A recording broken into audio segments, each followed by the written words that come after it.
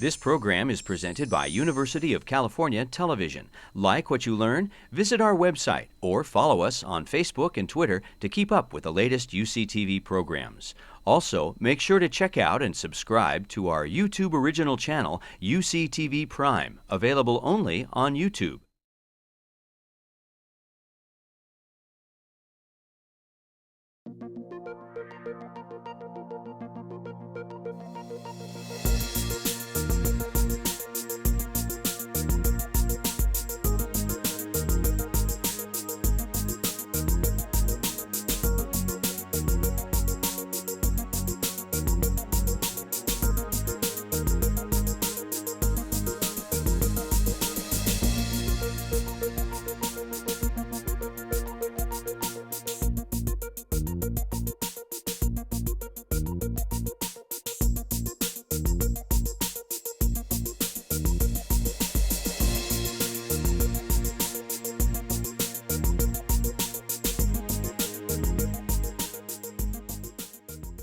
So welcome, thank you for coming back.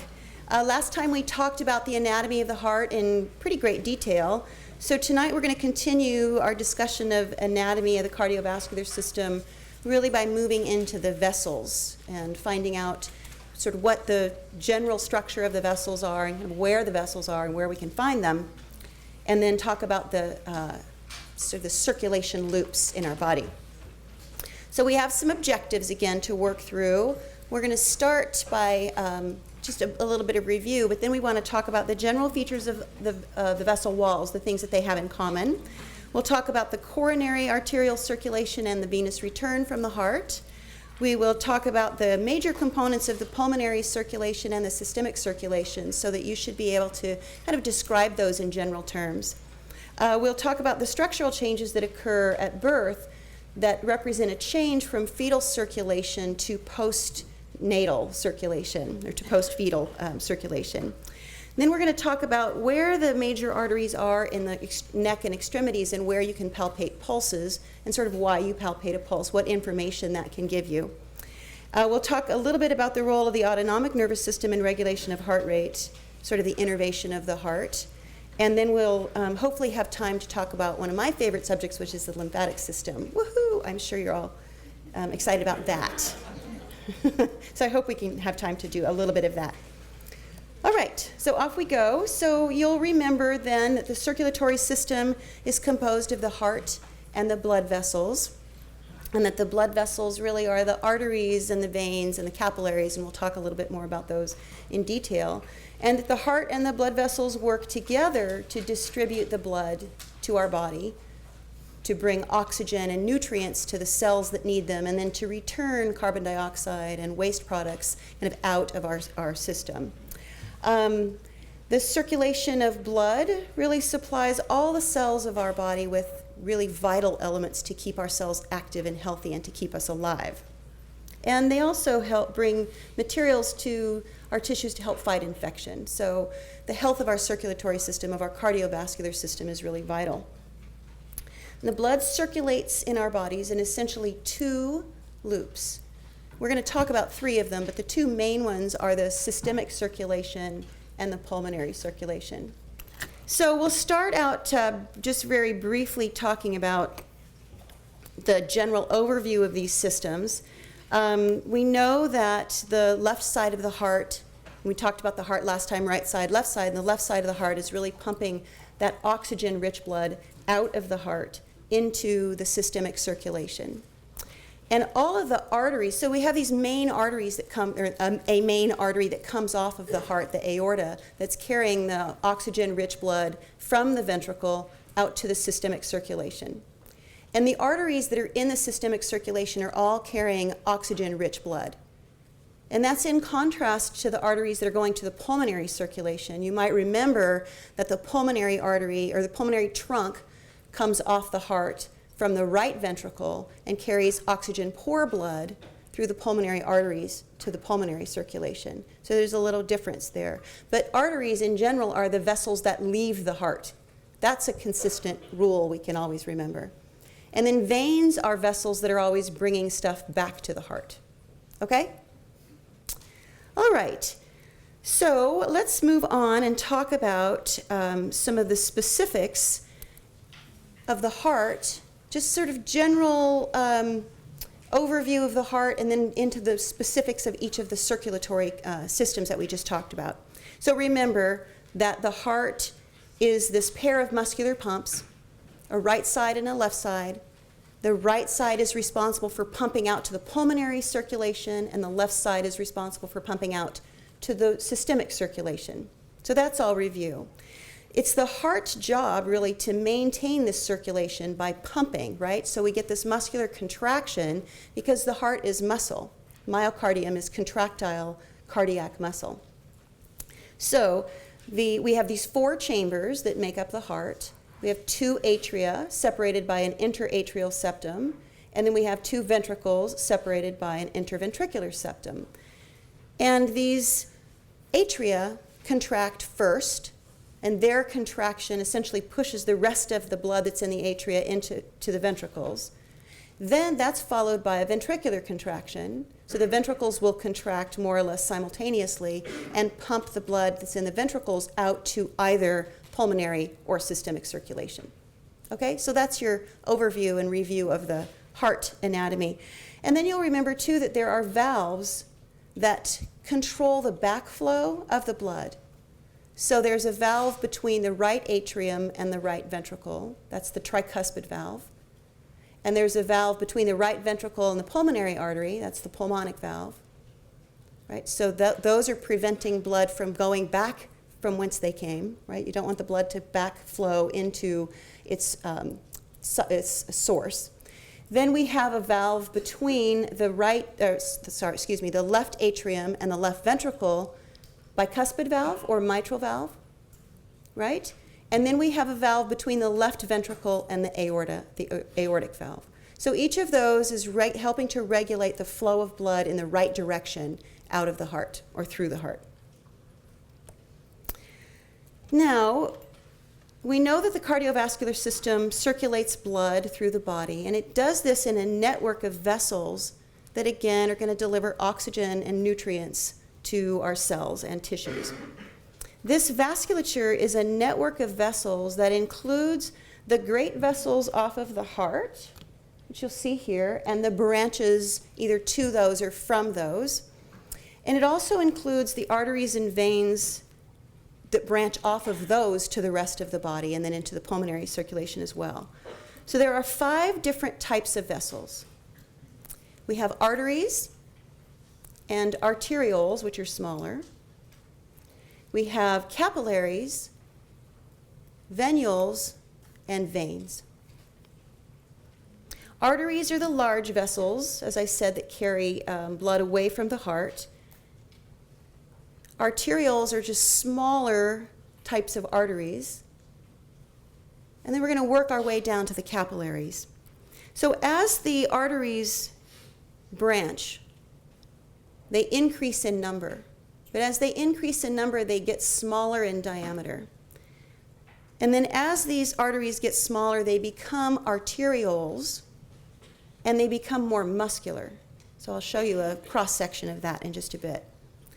So blood from the arterioles enters into this capillary bed that's within the tissues, and that's where the exchange of nutrients and gases takes place in the systemic circulation.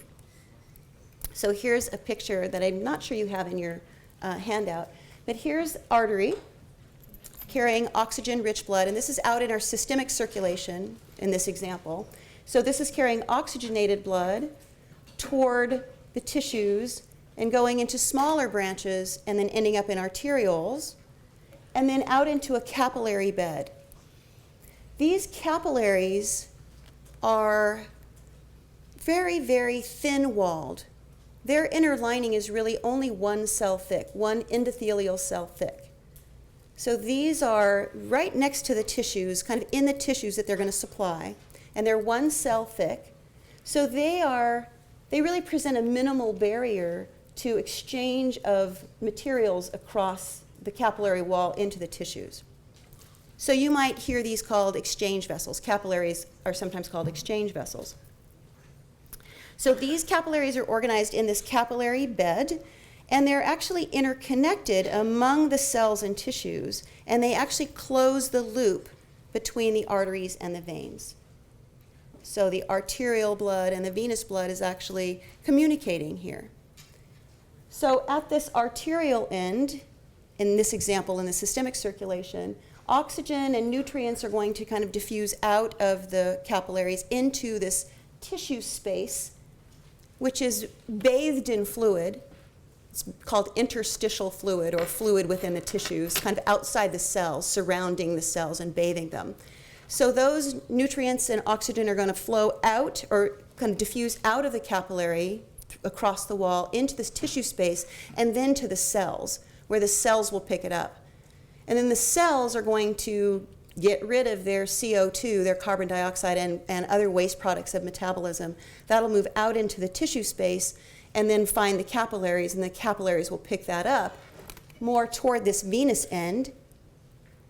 And then the blood will then flow, carrying carbon dioxide and other waste materials, flow toward the venous system here. As these capillaries come together, as multiple capillaries merge, they become venules. And then the venules get bigger and join, and then they develop a muscular wall, and then they become muscular venules, and then veins. And then the veins will then carry that material back to the right side of the heart. Okay, everybody with me so far? Okay. So blood from the capillaries then is carried by these post-capillary venules out here toward larger veins back to the right side of the heart. And the structure of these vessels, they have some similarities, but then they have some significant differences. So each of the vessels, with the exclusion of the capillary, has three walls, or three coats, or three tunics. So we call them tunica: tunica intima, tunica media, tunica adventitia. So the tunica intima is the innermost lining, innermost layer or coat. That's here. This center channel is called a lumen. So the opening, the middle tube, is the lumen. So this inner wall, this tunica intima, is the one that's intimately sort of bound or binds the lumen. Okay? So it's the internal layer. And remember, capillaries are really not in this category. We're talking about arteries and veins and arterioles in this discussion. So the lining of this tunica intima is really endothelium, maybe a bit of connective tissue, but largely endothelial cells. All right, so that's the tunica intima. The next layer is the tunica media. So that's this middle, thicker layer here. Okay. And that layer is really largely smooth muscle. It also has elastin and collagen in it, gives the vessels some resilience. But this is where the smooth muscle resides in arteries, arterioles, and veins. In arterioles, particularly, in arteries and arterioles, the muscular wall is much thicker than it is in veins. And it's particularly thick in the arterioles. And this smooth muscle, like all muscles, is innervated, right? It gets a nerve supply. And the innervation to these smooth muscles is through the autonomic nervous system. You know, we have different parts of our nervous system. We have a central nervous system, which is our brain and spinal cord. We have a peripheral nervous system, which is essentially everything else, the nerves that go out to the body. And the autonomic nervous system is part of that peripheral nervous system, and it controls things that we don't think we normally have control over, like heart rate, digestive function, constriction of your pupils, sweating, things like that. It also controls the action or the contraction of these smooth muscles. So these smooth muscles in the arteriole and arterial walls are innervated by sympathetic nerves, sympathetic nervous system nerves. So an example of how this works is that, you're stressed, right? You have to exam tomorrow or something in class, or you have 30 people coming for Thanksgiving. Ooh. So you're a little nervous about it, and people are coming to your door, and your hands get really cold. So when you're nervous, you get dry mouth and sweaty hands and cold hands. So one of the things that happens is that in the skin, the nerves to the blood vessels of the skin are active, so they cause these smooth muscles to contract. And that causes the blood vessel lumen here to get smaller, because these are circular muscles around the lumen, so they contract. They're going to make the blood vessels narrower. So your hands get cold because you have less blood flow to your hands.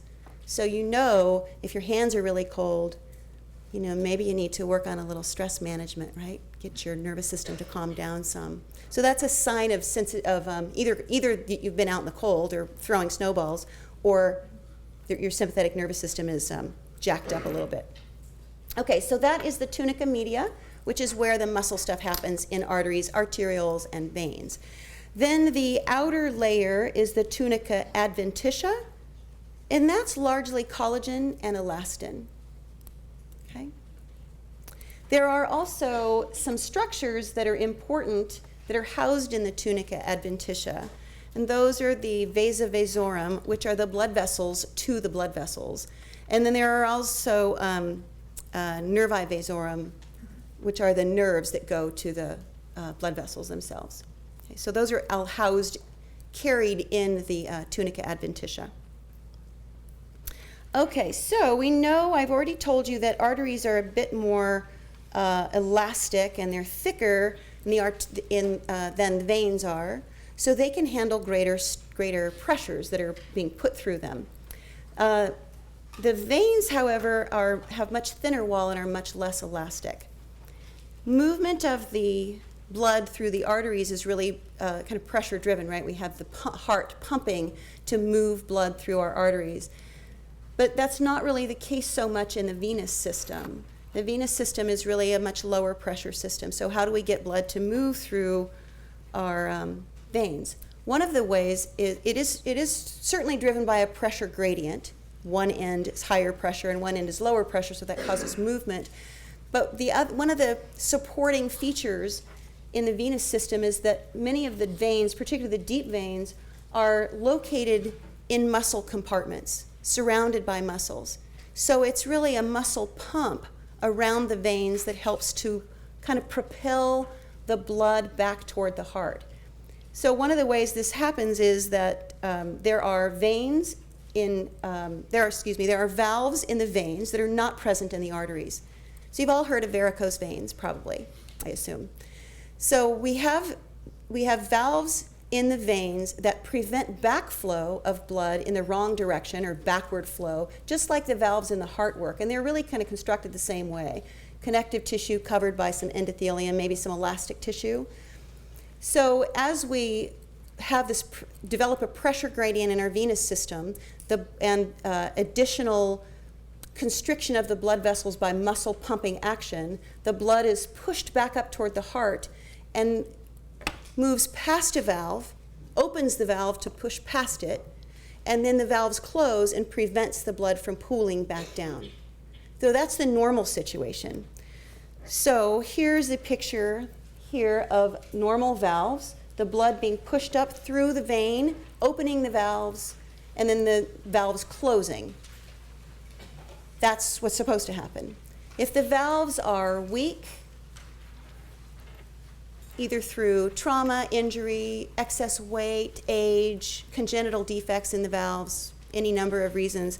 If the valves are weak, the blood in the venous system can then drop back down through an open valve or through an incompetent valve and pool in a segment below that. And that causes that segment of the vein to become kind of distended and engorged and overstretched. And that's a varicosity.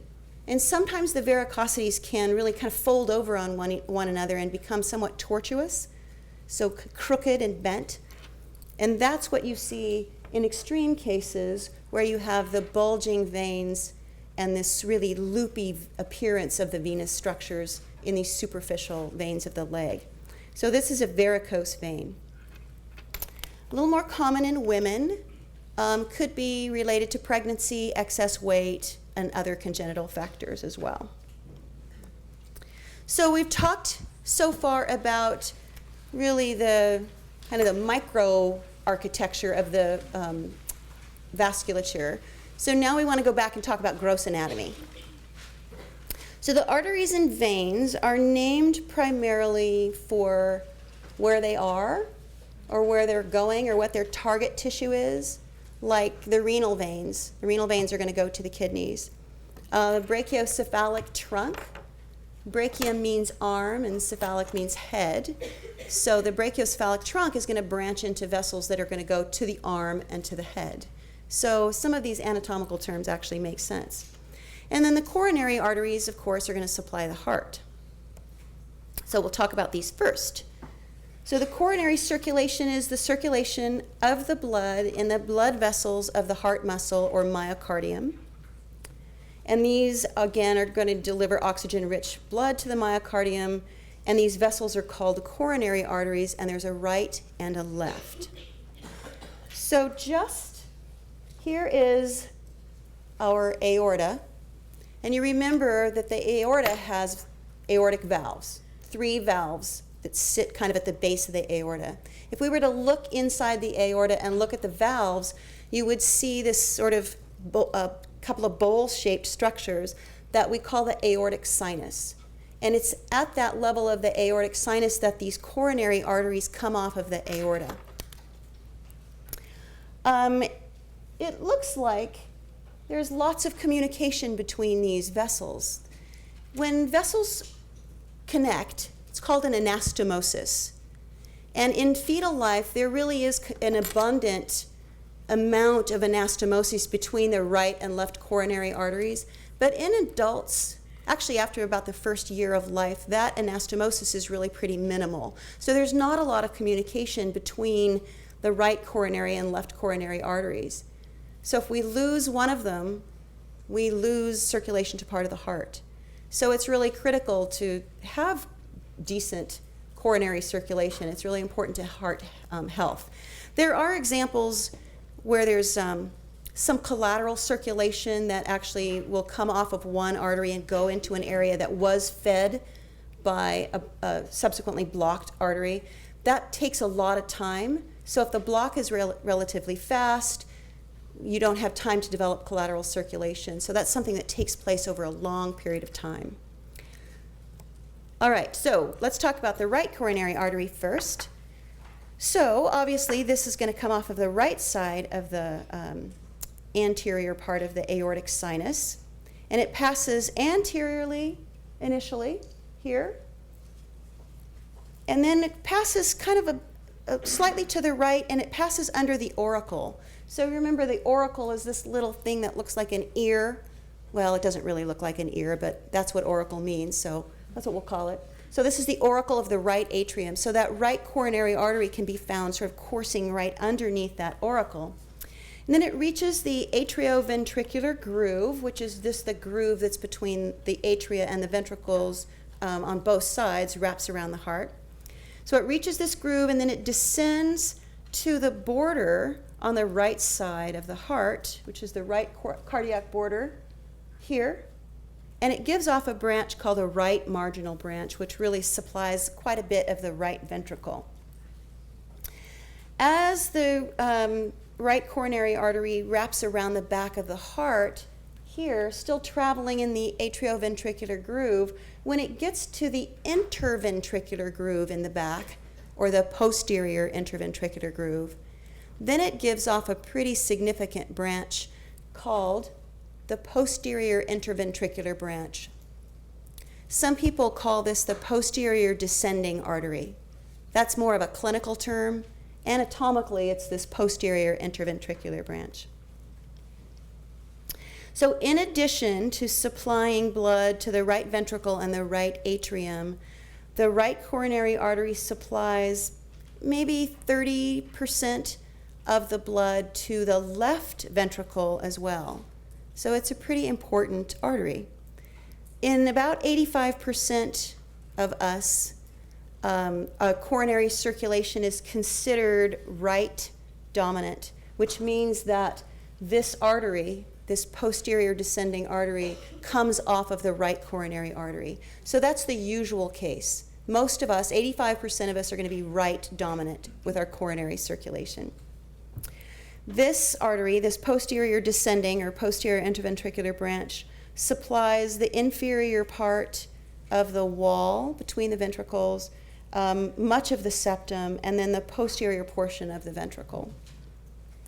Also importantly, though, is that this right coronary artery gives branches that supply the nodes, the SA node and the AV node in most people. So it has a pretty important function in terms of maintaining blood supply to the conduction system of the heart. All right, then we move over to the left coronary artery, which is bigger in diameter than the right coronary artery, but much, much shorter because it branches earlier. So we don't call it the left coronary artery once it branches. So this and its branches supplies a greater volume of myocardium because it supplies most of the left ventricle, which is much thicker than the rest of the heart. So in terms of the volume of myocardial tissue, the left supplies more. And importantly, it supplies most of the left ventricle.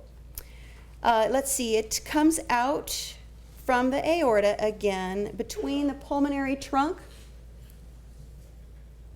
and the auricle of the left atrium. So that's where you can find it if you were to do a dissection of this. It reaches the AV groove and the atrioventricular groove right between the atrium and the ventricle on that side. And then it branches. And its two big main branches are the circumflex and the anterior interventricular artery. So the circumflex, like its name would suggest, circles around the back of the heart. So here is the circumflex. So left coronary artery here, very short, giving off two big branches. The circumflex branch, which wraps around posteriorly here, and then has branches that extend toward the apex of the heart. And then the anterior interventricular branch here, which it and its branches really travel all the way down pretty much to the apex of the heart. And it's found in this anterior interventricular groove between the two ventricles. The other name for the anterior interventricular branch is the left anterior descending artery. So if we looked at let me go back one. If we looked at this one, we call this the posterior descending. And this one we call the left anterior descending, or the LAD. So clinically, that's what you're going to hear this one called.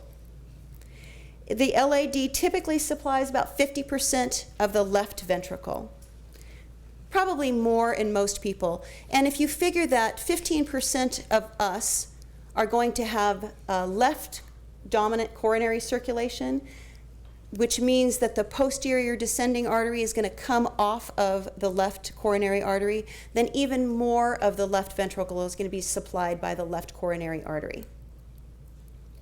So if you have a block to the left coronary artery, then you're going to lose quite a bit of function of your left ventricle. So since the left ventricle really provides much of the force to propel blood out of the heart, then death or damage to the left ventricle is significantly problematic. So a block to this artery may result in significant myocardial infarction and death. And you might hear about the widowmaker, a significantly or severely blocked left anterior descending, or LAD, is sometimes called a widowmaker because of its propensity or the risk of death associated with a block to this artery. Another feature of the coronary circulation, in addition to providing the walls of the heart, the walls of the chambers, is that it provides blood supply to the papillary muscles as well. So you remember what the papillary muscles do? They attach to the chordae tendineae, attach to the valves, and prevent backflow of blood into the atria, particularly in this case.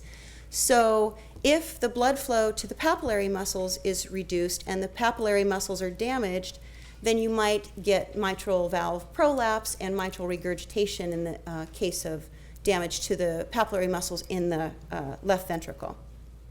So you could have an MI and mitral regurgitation. So the narrowing of these blood vessels, the coronary arteries, is coronary artery disease or coronary heart disease.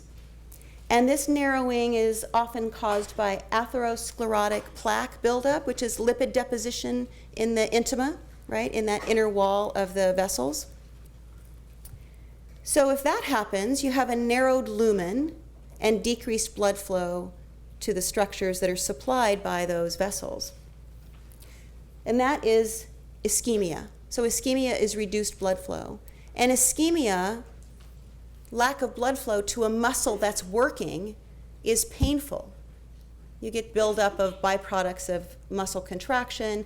You get inflammation and irritation to the nerves that are carrying pain signals back to the brain. So you can get referred pain from ischemic heart conditions, or you can get localized pain.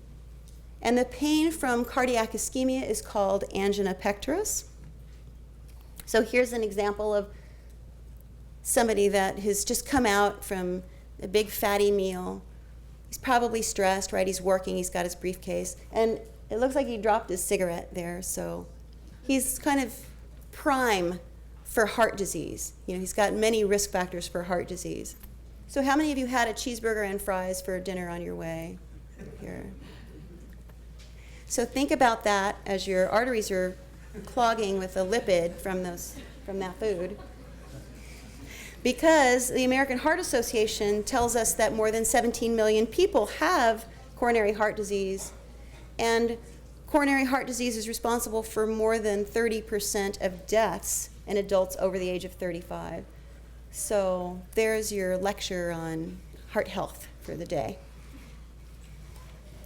So we've talked about the arterial supply to the heart, and now we need to talk about the venous return from the heart, because just like it has its own arteries, it's going to have its own veins as well. So we're going to learn about the big three veins. The big three are the great cardiac vein, the middle cardiac vein, and the small cardiac vein, and they travel with the arteries. So the great cardiac vein can be found in that interventricular groove with the left anterior descending or the anterior interventricular artery.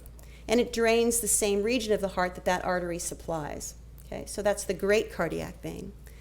The middle cardiac vein can be found in the posterior interventricular groove with the posterior interventricular branch or the posterior descending artery. And then the small cardiac vein can be found with the marginal artery. And then the coronary sinus here drains those veins. It receives the blood from those veins and many others. And then that drains into the right atrium. So the coronary sinus is returning the deoxygenated blood from the heart to the heart into the right atrium with the deoxygenated blood from the systemic circulation as well. Okay. All right. This is Adam Christian Thebesius. And so if you want to be an anatomist, you need to get something named after you. So there are these other veins in the heart called Thebesian veins that actually drain venous blood from the internalmost part of the heart directly into the chambers of the heart. So these are returning deoxygenated blood directly to the heart without going into the coronary sinus or without going into the vena cava.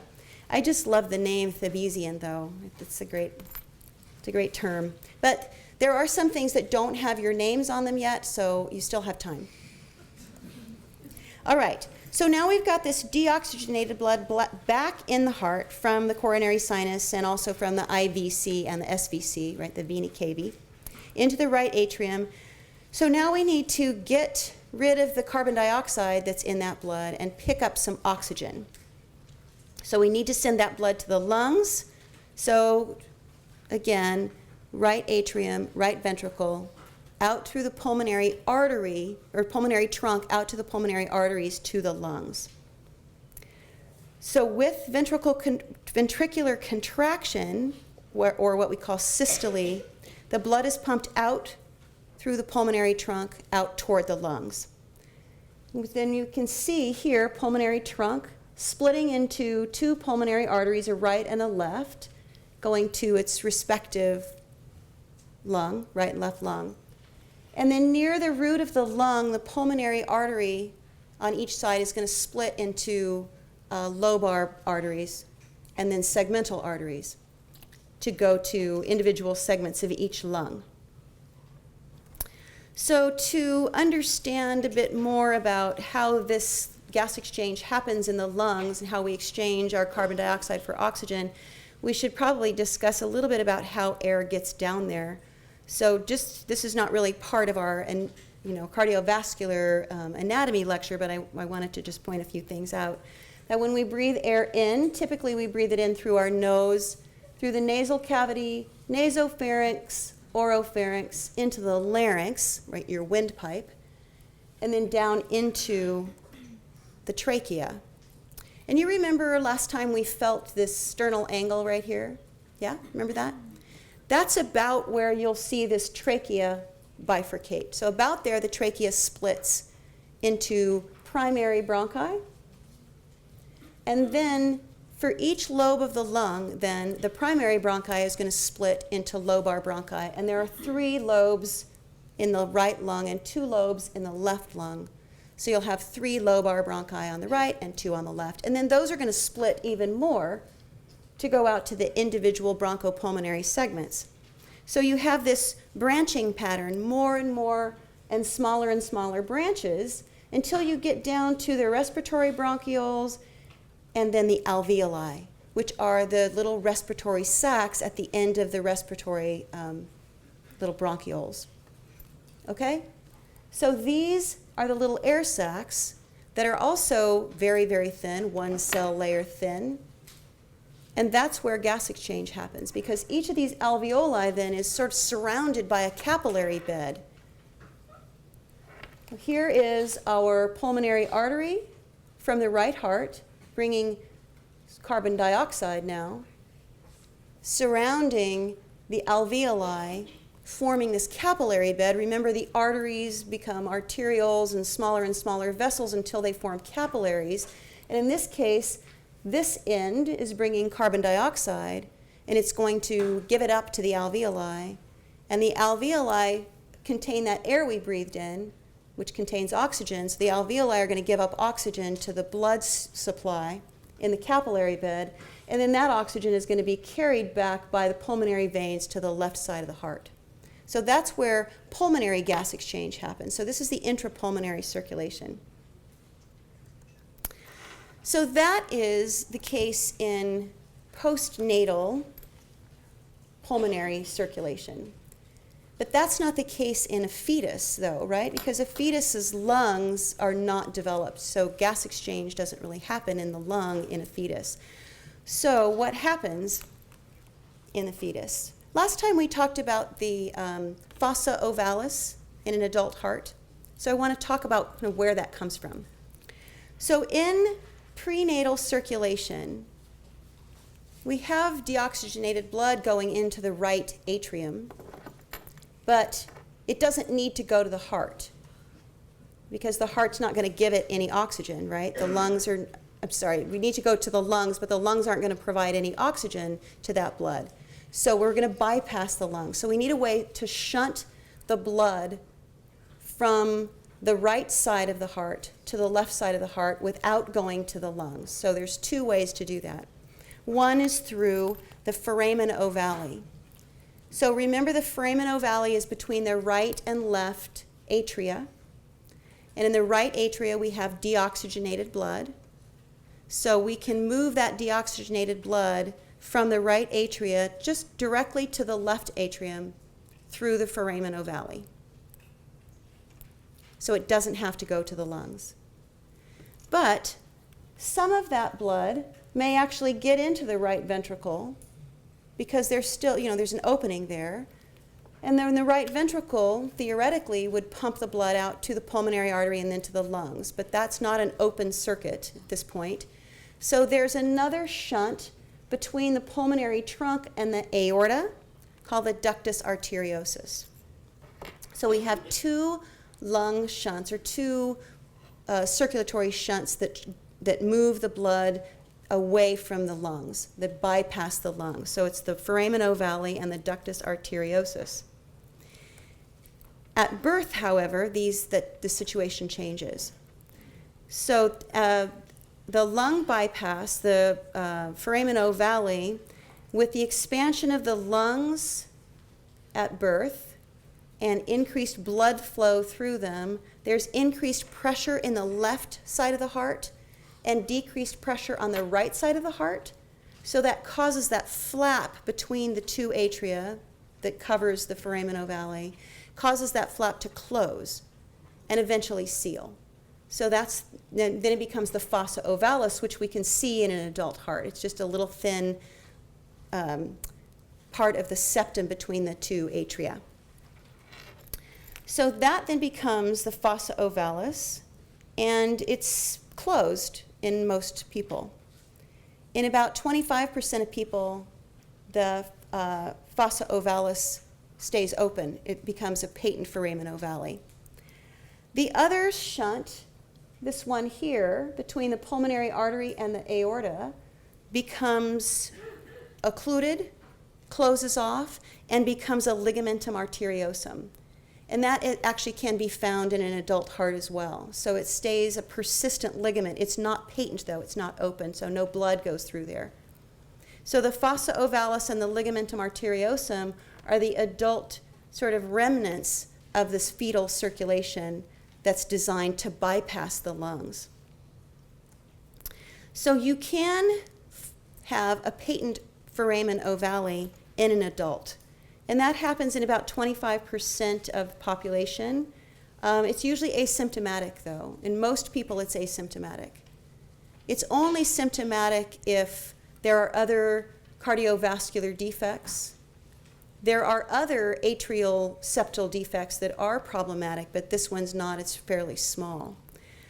There is some evidence, though, that in people that have what's called cryptogenic stroke, which is a stroke that they can't really relate to any particular problem, that more people with a cryptogenic stroke have patent foramen ovales than people that don't have this type of a stroke. So there may be some implication that in this particular kind of a stroke, which is a cerebrovascular accident, where you get a block in an artery to the brain. So the thought is that if somebody has a blood clot, for example, in the venous system in the legs, and that clot gets returned to the right atrium, small clot in the right atrium, then if this person has a patent foramen ovale and they do something that increases the pressure in that system, like a Valsalva maneuver or cough or straining in some way, that increased pressure may shunt a little bit of the blood from the right heart to the left heart through that patent foramen ovale and bring the clot with it. Very small little clot moving through this small defect. And then once it's in the left atrium, then you'll see in future slides that that can be pumped through the left ventricle and then out into the systemic circulation, which includes the carotid artery to the brain, so that then you can get this stroke related to this defect in that way. Not common, but it does happen. Okay, so back to the adult systemic circulation now. So we've gotten our oxygen-rich blood back from the lungs, right? So we've sent it to the alveoli to pick up some oxygen, and now it's going to be come back to the left heart, and then we're going to be ready to send it out to our body. So remember that blood from the left ventricle exits through the aortic valve to the aorta, and then out to the systemic circulation. And remember that we have arterial branches branching to smaller arteries, to arterioles, then to capillaries, and then the nutrients coming out to the cells and tissues. So let's talk about some specifics, some more gross anatomy. Where are these vessels? Where do they come from? Where do they go? So the branches off of the aorta that we know about already are the coronary arteries, right?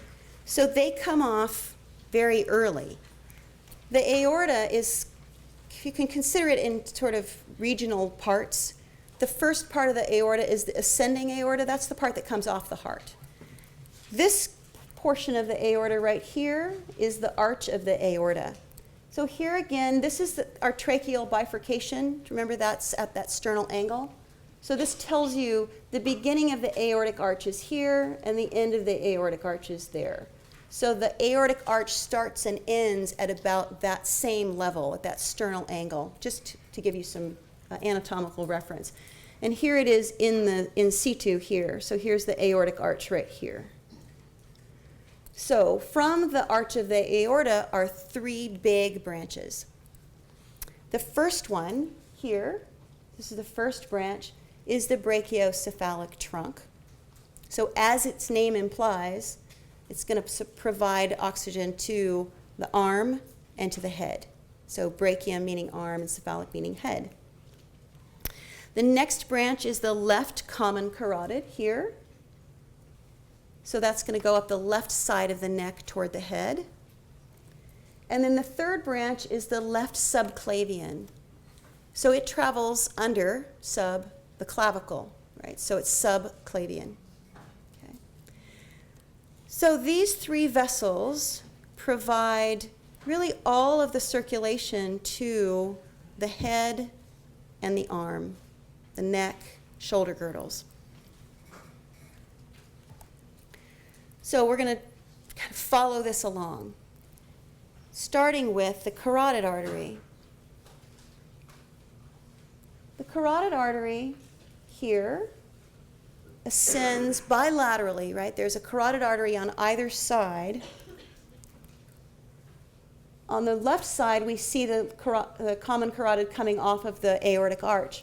But where is it on the right side? And we know where it comes on the left side, but where does it come off from the right side? So it has to come off the brachiocephalic trunk.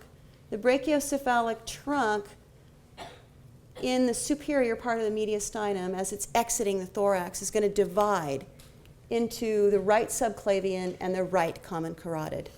So now we can follow these carotid arteries up into the neck and up into the head. So just to orient you to some other structures, here's your thyroid gland.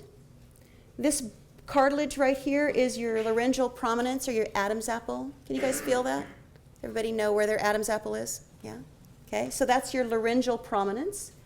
And if you follow your laryngeal prominence laterally, then you'll run into your carotid artery and you can feel your carotid pulse there. Okay? Just superior to that, or just toward the head of that, the carotid artery splits into two arteries, an internal and an external carotid artery. The internal carotid artery is going to go to your brain, and your external carotid artery has many branches off of it that supply the neck, the face, the external surface of the head. There's a little place, right? You guys watch Star Trek? You ever see Spock do the Vulcan nerve pinch thing? Yeah. So one of the theories about that, okay, I know it's fiction, I get it, but one of the theories, there's a couple of structures that are sort of located at the bifurcation of the carotid artery. One is the carotid sinus, which is, it's a baroreceptor. It responds to pressure changes. And the other is the carotid body, which is this little reddish-brown glob that sits in the crotch, right, in that bifurcation. And it responds, it's chemoreceptor, so it's going to respond to oxygen levels and pH. So if there's changes in oxygen and pH, you know, if you become hypoxic or your pH drops, then the chemoreceptor, the carotid body, will stimulate a reflex to sort of increase your respiratory rate.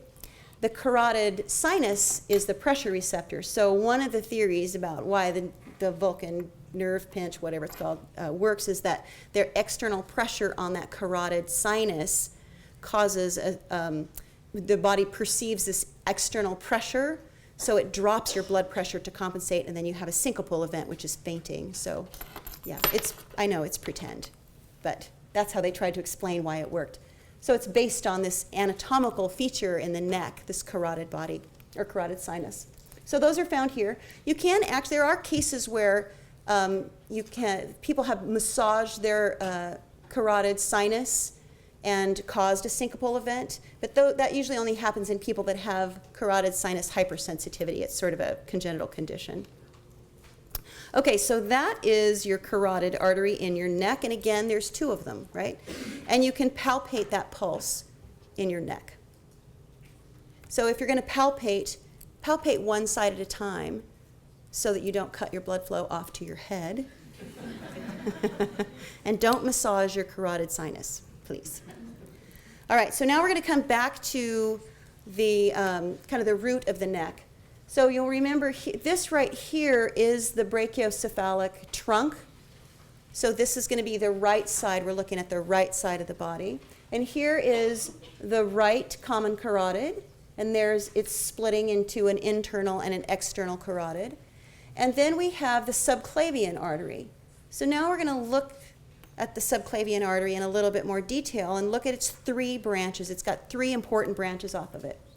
One is the thyrocervical trunk, and it supplies the thyroid gland and structures in the neck. Another is the internal thoracic artery, also called the internal mammary artery, and it travels inside the thorax, kind of hugging the thoracic cage, but on the inside. And it's an important artery for a number of reasons, but clinically, it's often used in coronary artery bypass grafts. So this artery can be taken, cut away, and used as a graft to bypass coronary artery blockage.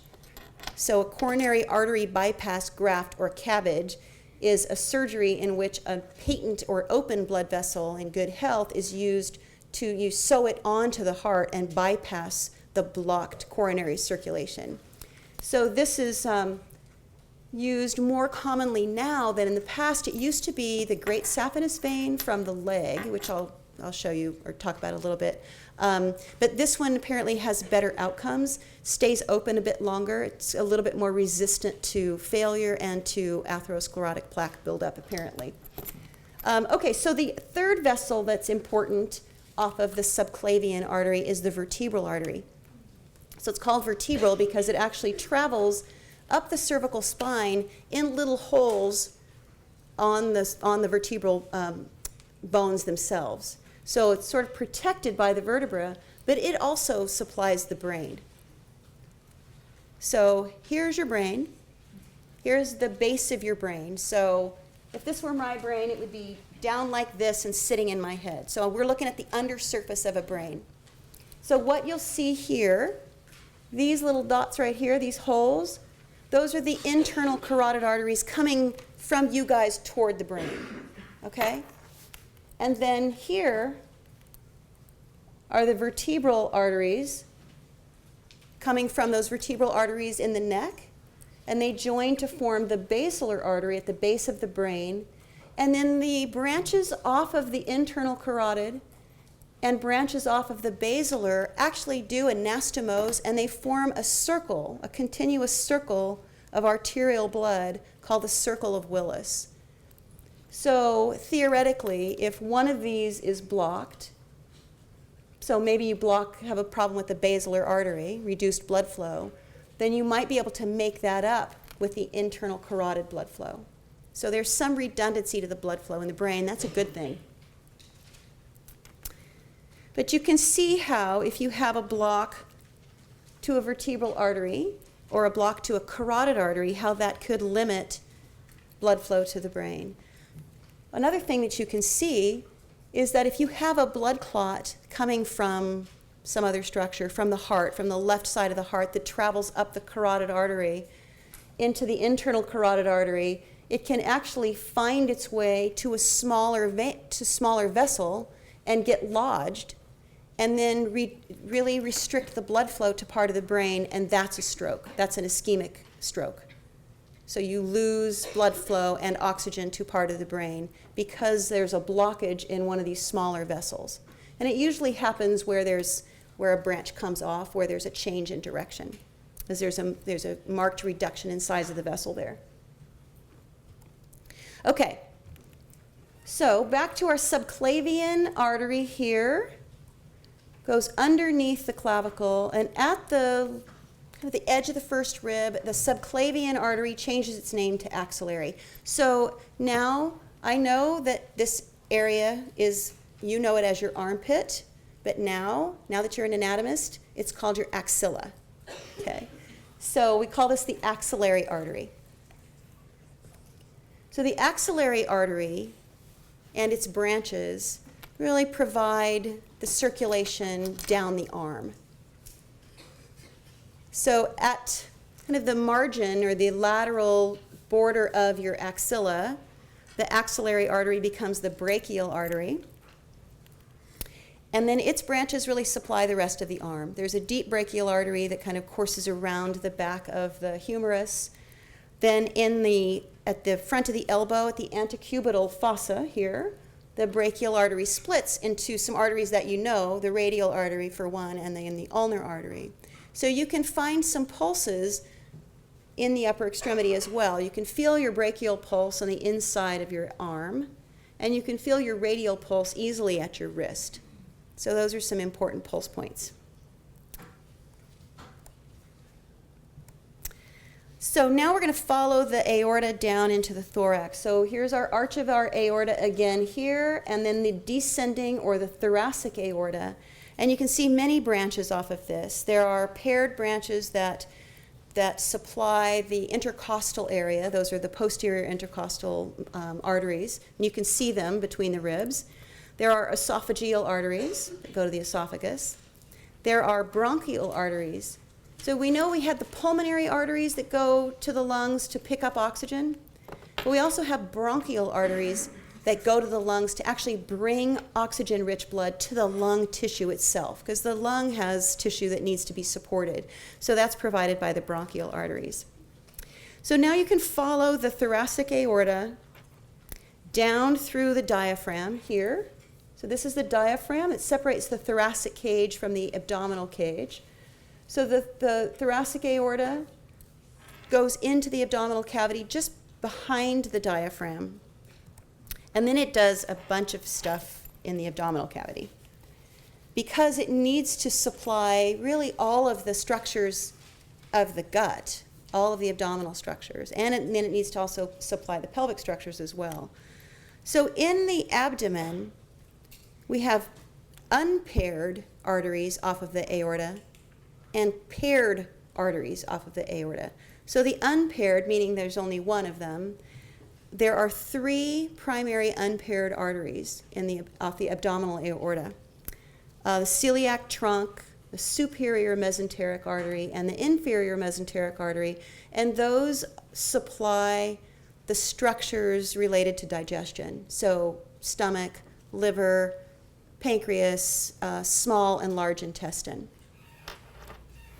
Then we have the paired arteries off of the abdominal aorta, and you can see these here. There's the renal arteries. Of course, those are going to go to kidneys. There's two kidneys, so there's a right and a left renal artery. There are lumbar arteries. There are also gonadal arteries, testicular and ovarian arteries, and those are paired because we have two of those too. And then what you'll notice is at the end of the aorta, about if you put your hands on your hips, you're on top of your iliac crest.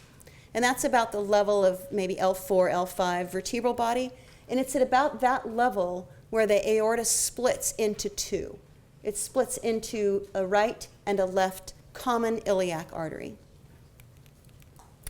And then the common iliac artery splits into an internal and an external iliac artery.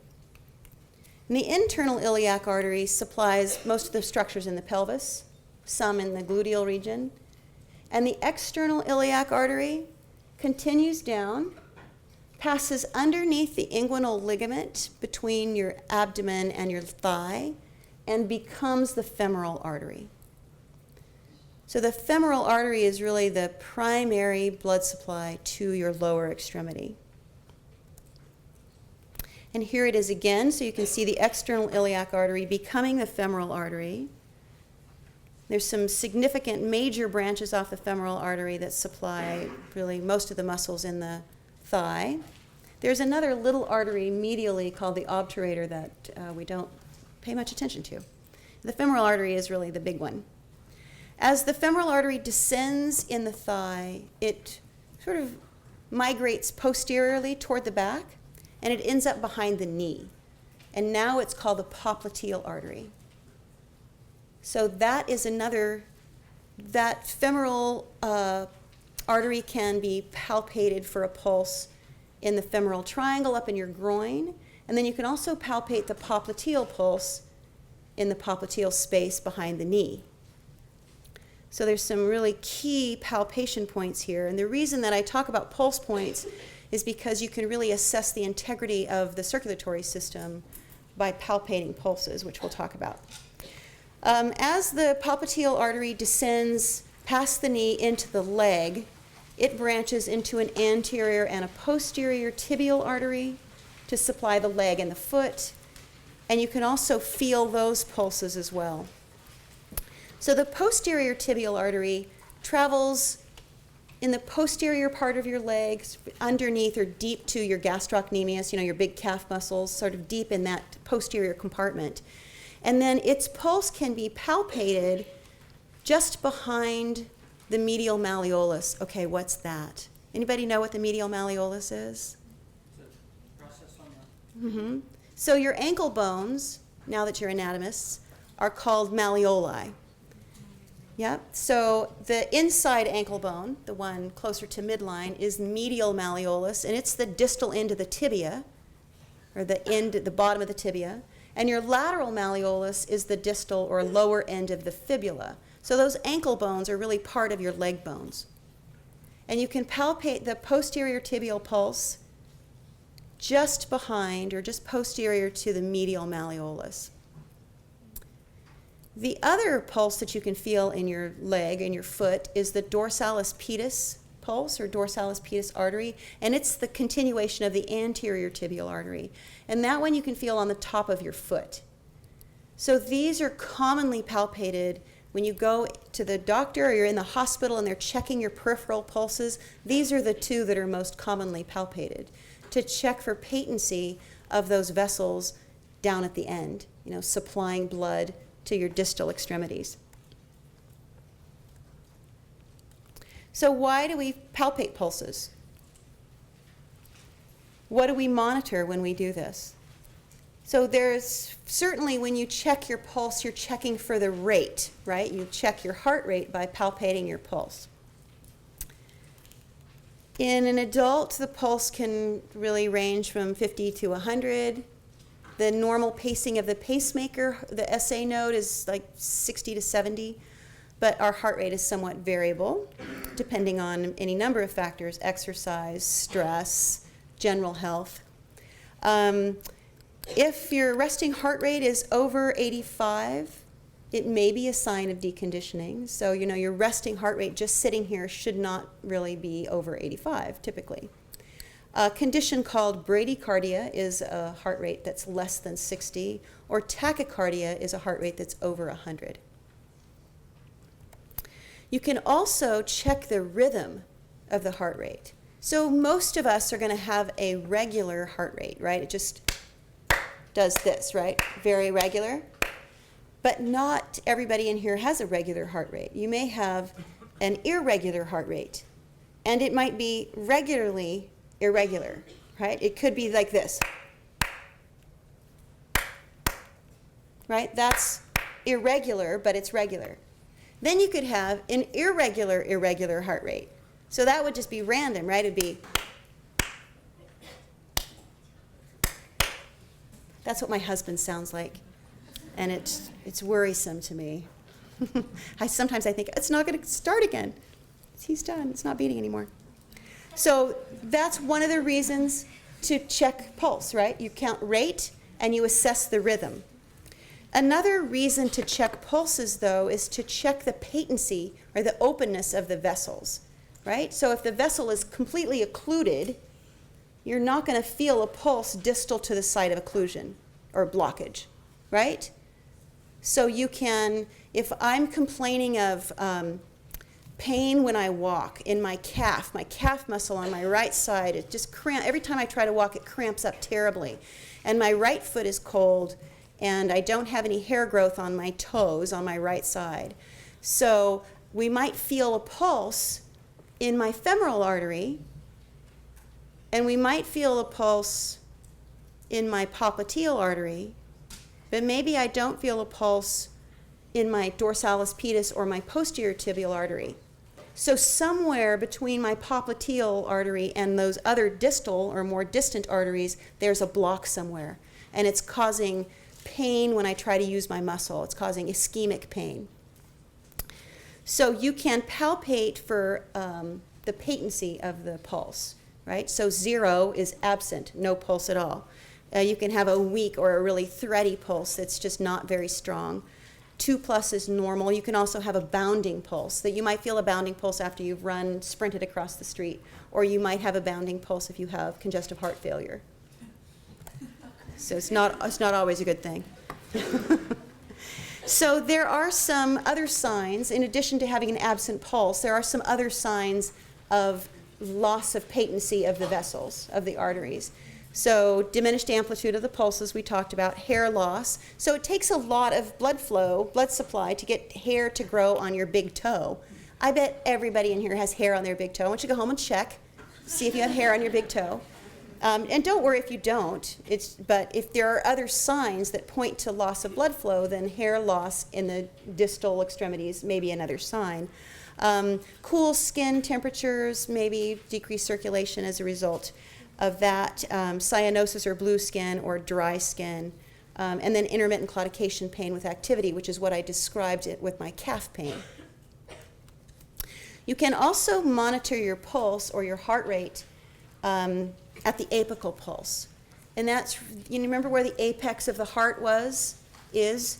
You have that mid-clavicular line, and you have the 5th intercostal space, and that intersection is kind of where the apex of the heart is. So you can listen with a stethoscope for the apical pulse.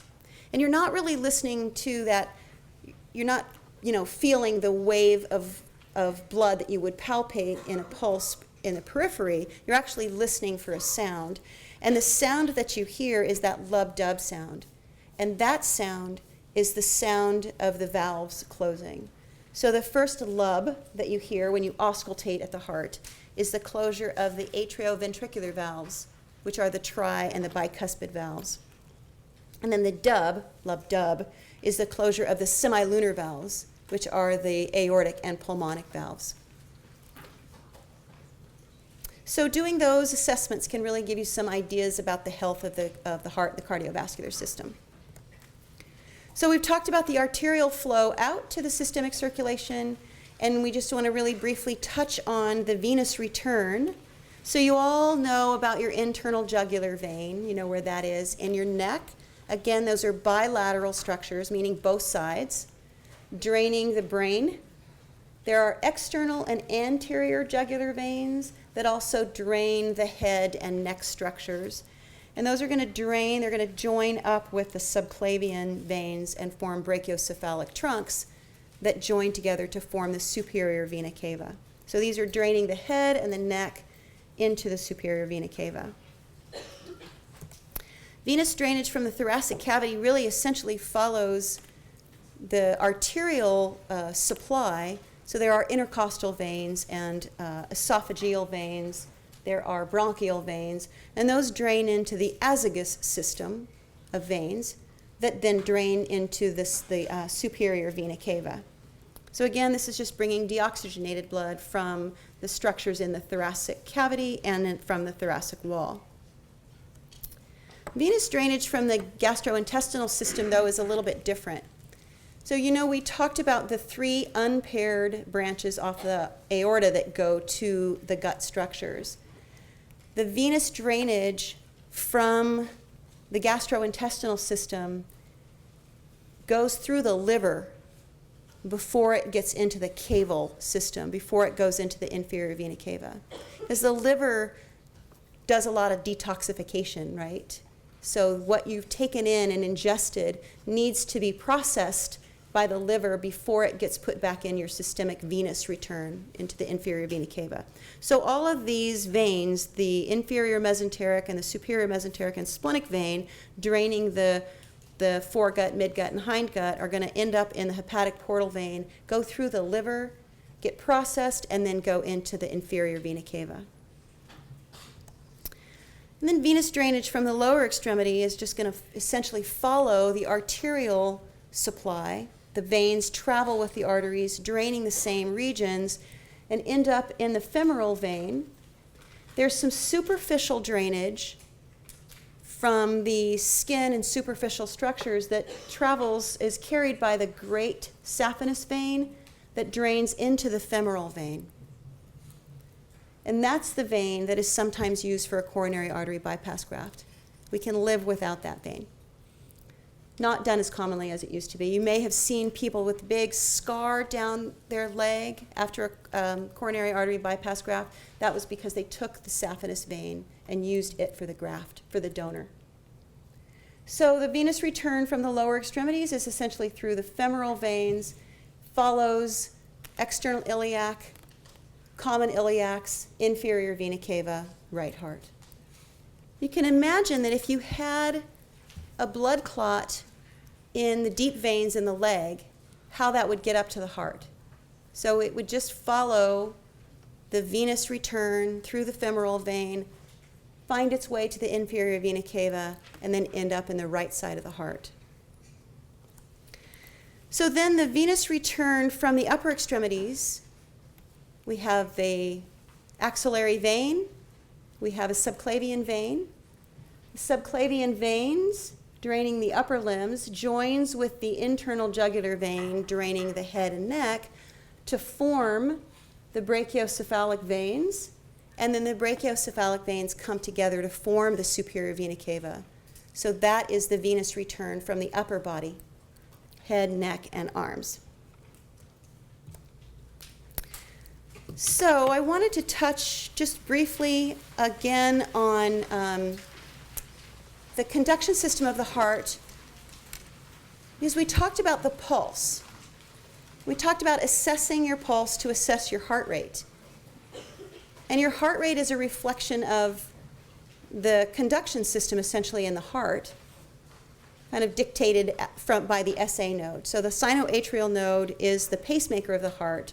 Those are those specialized cells that beat on their own, and the region of the SA node happens to be a region that has sort of the fastest pacing, so it wins, so it gets to determine the heart rate. So this sets the rate of contraction for the rest of the heart. So the impulses from the SA node are conducted through the atria to the AV node, or the atrioventricular node, and that is in that interatrial septum. From there, the impulses are conducted through the bundle of His, and that crosses that fibrous skeleton, which actually is an impediment to just the atrium just contracting impulses down to the ventricles. So that fibrous skeleton slows things down, and the only conduction can happen across the fibrous skeleton at the bundle of His. And then the bundle of His branches to the right and left bundles, and then to the Purkinje fibers, and the Purkinje fibers are going to conduct the impulses out into the ventricles. So if the SA node has its sort of own pacing, then how does heart rate ever change? If we have this sort of intrinsic pacing system at the SA node. So the heart is innervated extrinsically as well, again by the autonomic nervous system. The autonomic nervous system has two parts to it. It has a parasympathetic and a sympathetic nervous system. So the sympathetic nervous system is that fight or flight response, right? That, you cross the street and the bus is gunning for you. You need your sympathetic nervous system to kick in so that your heart rate goes up, so your pupils get big so you can see, right? So your hands will sweat, and the blood is shunted toward your big muscles so you can run. So that's your sympathetic nervous system, that's fight or flight. So your heart rate is going to go up with sympathetic system stimulation. The other part of this autonomic nervous system is the parasympathetic nervous system, and that is going to slow your heart rate down. That's called the rest and digest system. So that's really a recuperative sort of resting condition. So if you take your heart rate, see if you guys can try this, just for a few seconds. Take your heart rate at your wrist. Find your radial pulse and take it with your fingers, not your thumb, because there's a bit of a pulse in your thumb and it may be a little hard to count. So find your pulse. Everybody found it? Now I want you to just take very slow, deep breaths for just maybe 15 seconds and just feel your heartbeat. And what I want you to see is if when you breathe in and out, if you can feel a change in your heart rate. When you breathe in, does it beat a little bit faster? When you breathe out, does it beat a little bit slower? Can you be sensitive enough to feel that?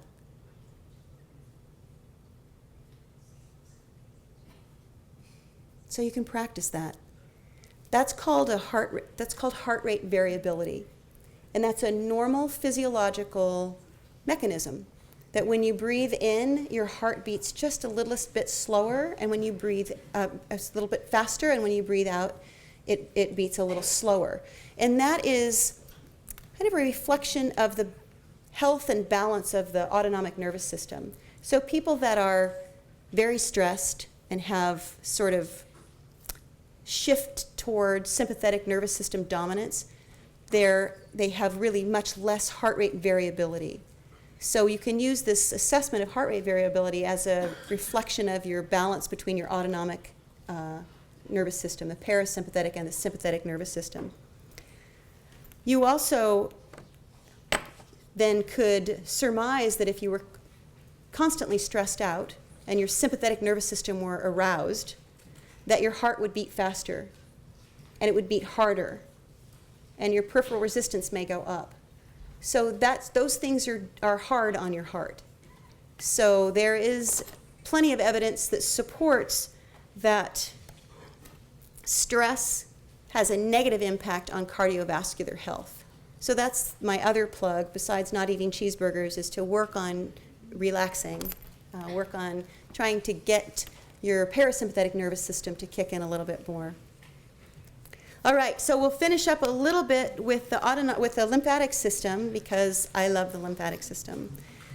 Normal functioning of the cardiovascular system is essential for optimal health and function of our cells and our tissues. But normal function of the lymphatic system is also very important. It has some very distinct functions. It has immune functions, because our lymph nodes are sites of our lymphocytes and macrophages that help to filter foreign products from our circulatory system, from our lymphatic system. But it's also part of the circulatory system. I'm going to pull up another picture. So this is similar to that other capillary picture where we saw arterioles bringing oxygenated blood to the tissues and depositing plasma and oxygen into the interstitial space. Then the venous system is picking up most of that. So the venous system is going to pick up things that will fit into the venous system, carbon dioxide, other smaller proteins, nutrients, and most of the interstitial fluid. So 90% of the plasma that seeps out of the arterioles or the arterial end of the capillary into the tissue space, most of that gets picked up again by the venous system, 90% of it. 10% of it stays behind in the interstitial fluid, partly because there's proteins in it and it has to stay there, but that has to be picked up by something, and it gets picked up by the lymphatic system. So there are little lymphatic capillaries here that are intertwined with the capillary beds that absorb or pick up that extra interstitial fluid. Those lymphatic capillaries, just like other capillaries, form larger lymphatic vessels and transport the lymphatic fluid up toward nodes where it's filtered, and then toward the lymphatic duct, and then toward the venous system. And that filtered lymphatic fluid gets dumped into the venous system again after it's been filtered by several layers of lymph nodes. So it's really critical that you have an intact lymphatic system to absorb that extra interstitial fluid. Because if you didn't, it would accumulate. And it would throw off your protein, osmotic, oncotic sort of balances in your system. So there are conditions in which the lymphatic system is either underdeveloped, there can be congenital problems with the lymphatic system, or it can be damaged. And for example, in the work that I do, I see women post-breast cancer treatment who've had axillary lymph node dissection or radiation that has damaged the lymphatic vessels or the nodes. So in this region, for example, here, if these lymph nodes are gone or the lymphatic channels are damaged, then that lymphatic fluid that's building up in the arm doesn't have anywhere to go. It may get absorbed to a certain extent by the existing lymphatic capillaries, but it doesn't have anywhere to go, so it sort of runs out of room. So then a condition called lymphedema develops, where you have this excess interstitial fluid that can't be absorbed by the lymphatic system, and it creates a really large lymphodematous arm that is painful, restricts motion, is a site for infection, because you have the static fluid in the tissue, and it's kind of a breeding ground for microorganisms. So the lymphatic system is actually very important in terms of maintaining circulation in the body, as well as having some immune function in addition. So it doesn't get a lot of press, so I just wanted to give it a plug. And I think that that's it. We've covered only 4 things. We talked about the vessels. We talked about the circulatory systems. We talked about fetal to adult, sort of fetal to postnatal changes in the heart and shunts. And then we talked a little bit about nervous system and lymphatic system as well. So if you have questions, please ask, or I'll stay down here if you want to ask questions. Yes? So the question was, why is blood pressure higher on one side than the other? And it may have to do with just the distance from the heart, but it may actually have to do with more just individual anatomic variation. Yeah. Yes? An aneurysm. So the question is, if you had an aneurysm in the left anterior descending artery, is that also considered a widowmaker? So the widowmaker classically is severe stenotic changes in the vessel. So that's the classic definition of the widowmaker, when you have severe stenosis in the LAD. But you can definitely have an aneurysm in any arterial structure, and it can be life-threatening. So it's slightly different, but not a widowmaker classically, but yes. Yes? So the question is, what's the treatment for lymphedema? There are some studies being done on lymph node transplants or lymph transplants. Those are sort of investigatory now. And other than that, there's no cure, but the treatments are massage to try to stimulate lymphatic flow and to try to redirect lymphatic flow toward other lymphatic vessels. If you look at this picture, you can redirect the lymphatic flow from blocked nodes toward open nodes and channels. Compression garments and exercise, those are the big 3. Yeah, good, thank you. Yes? I believe it's a valvular disease. The question is rheumatic fever. What effect does rheumatic fever have on the heart? And I believe it's the valves, but I think I'll leave that question to the pathologist that's going to speak in a few weeks, if that's okay. So save that question. Yes. Yeah, exactly. So the question is sort of a lymphatic circulation question. The lymphatic vessels pick up fluid from the tissues and then becomes part of the venous system, and then you get more interstitial fluid through the arterial sort of leakage of plasma. Yeah, exactly. Okay. I don't know. That's a great question. Does anybody know that? The question is, there a correlation between the health in the valves in the veins and the health of the valves in the heart? And I don't know that. That may be a pathology question too. Does anybody know? No? So hold that question. That's a great question. All right. I'll stay down here. If anybody has any other questions, please come down. Thank you.